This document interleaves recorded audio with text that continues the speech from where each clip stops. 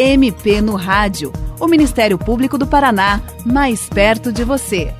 Muitas vezes, quando se fala no poder judiciário e no sistema de justiça no Brasil, as pessoas logo pensam em conflito, em uma ação na justiça, em brigas por alguma questão que deverá ser decidida por um juiz.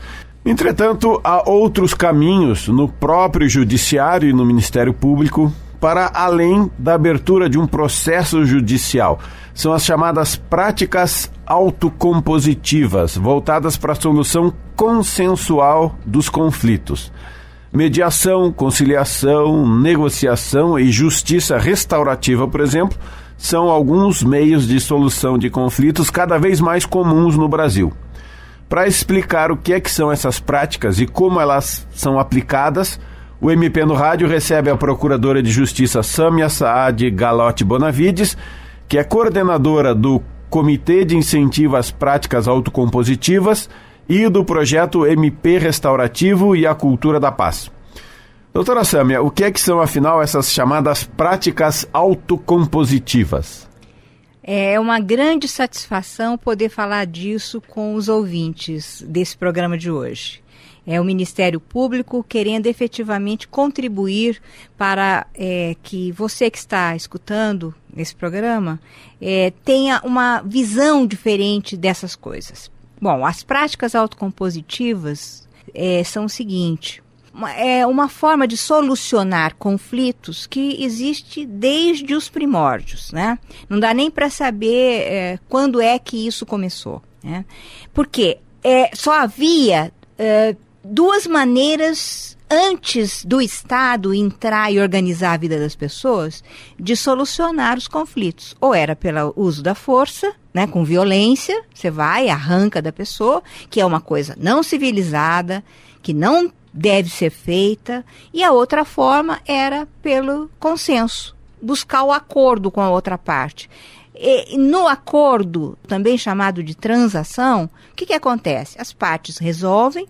O que pode acontecer é que cada uma perca um pouquinho daquela posição inicial que ela imaginava que fosse conseguir. Eu quero ter a posição de ganhador de tudo, né? Não é às vezes, numa transação, você não tem a posição de um ganhador de tudo. Mas você ganha porque você mantém o relacionamento, o bom relacionamento com a outra parte, e você resolve de uma forma rápida e muitas vezes bem mais satisfatória do que aquela terceira via que foi inserida quando o Estado passou a organizar a vida das pessoas, que é a forma de exercício de poder de Estado, que é a jurisdição. A jurisdição, quem exerce são juízes, né? E quais são esses tipos de solução consensual aplicáveis hoje? São metodologias, né? Metodologias com ou sem a interveniência de um terceiro, né? Logicamente que às vezes as pessoas tentam fazer uma composição, uma autocomposição, sem um terceiro para ajudar, e isso fica um pouco complicado, porque às vezes a relação ela está um pouco afetada. Por isso que tem a mediação, né, com a participação de um facilitador, a conciliação com a participação de um facilitador, tem a negociação, em que a pessoa, por exemplo, vai negociar com um órgão público, ou o Ministério Público vai negociar com um órgão público, um advogado vai fazer a negociação sem precisar recorrer ao judiciário. E as práticas restaurativas, a chamada justiça restaurativa, que tem um potencial restaurador das relações muito grande. Se a pessoa quer, por exemplo, fazer uma mediação, sei lá, tem um conflito de vizinhos, uma coisa complicada, como ela pode resolver isso por mediação ou conciliação sem precisar ir até o judiciário, ou mesmo procurando o judiciário? Como é que funciona na prática? Como funciona na prática, ela pode utilizar de mecanismos que já estejam à disposição da população, né? Então, por exemplo, quem pode recorrer a um advogado, né? O advogado pode ser um mediador, o advogado pode ser um conciliador. Mas pode acontecer essa mediação, essa conciliação, também em órgãos instituídos e colocados à disposição da população, órgãos públicos, como, por exemplo, o Ministério Público. O Ministério Público tem hoje uma central de atendimento que já começa a atuar nessa forma. Não está totalmente estruturado. Se nós tivermos um número muito grande de pessoas que chegam até o Ministério Público na sua central de atendimento, por exemplo, hoje isso pode efetivamente não estar totalmente preparado. Mas é isso que as instituições estão preparando. O Ministério Público, a Defensoria Pública, o Poder Judiciário, o Tribunal de Justiça, né? Então, lógico que muitas promotorias estão preparadas para recepcionar e atender. Acontece que nem todos os conflitos, por exemplo, podem ser resolvidos numa promotoria. São aqueles que tenham de alguma forma, uma repercussão para além de ser apenas um conflito privado, um conflito individual. Um conflito de família, por exemplo, o promotor ajuda a resolver, né? Então, tem que recorrer aos órgãos públicos, procurando nas páginas disponíveis na internet o que tem de sistemas públicos organizados ou mecanismos públicos organizados para esse fim. Doutora Sâmia, a senhora falou da justiça restaurativa. Como é que ela funciona? No caso de um crime, por exemplo, ela faz uma aproximação entre a vítima e o criminoso? Isso é possível? Ou no caso de conflitos de família, como funciona? Então, a justiça restaurativa, a concepção a respeito dela, e são muitas as concepções a respeito dela, elas nasceram, na verdade, voltadas para atender os conflitos criminais, as práticas criminosas, né? Mas depois se observou que a prática restaurativa, ela é também boa, ela é satisfatória, ela atende bem, resolve bem outros conflitos, como você bem observou, no caso do conflito familiar, né? Ela é bem aplicável no conflito familiar, ela é bem aplicável na área da infância e da adolescência, porque nestas áreas a atuação, ela tem que ser uma atuação que tenha um grau de permanência posterior maior, ou seja, é preciso que as pessoas se conheçam melhor e se entendam melhor para que isso perdure. Porque não basta num conflito de família ou o atendimento a um jovem adolescente que praticou uma infração penal, não basta uma atuação apenas naquele momento e dando uma solução para aquela situação da forma como está previsto no Estatuto da Criança e do Adolescente. Às vezes isso não basta, é preciso uma coisa mais duradoura, é preciso trabalhar o conflito de uma forma diferente, e é isso que faz a chamada justiça restaurativa. E ela tem uma atenção à vítima também, não é? Porque muitas vezes a pessoa é vítima de um ato criminoso e se pergunta, poxa, por que eu, né? Por que isso aconteceu? Como é que a justiça restaurativa trabalha isso? Justamente, como eu expliquei para você, esse envolvimento das pessoas, quer dizer, envolvimento daquela que sofreu uma prática criminosa, aquela que se entende muito injustiçada e numa situação muito inferiorizada diante de um conflito existente, né? E que está precisando de uma atenção maior da outra parte que provocou esse conflito, por exemplo. A justiça restaurativa, ela é muito importante porque ela promove efetivamente essa aproximação.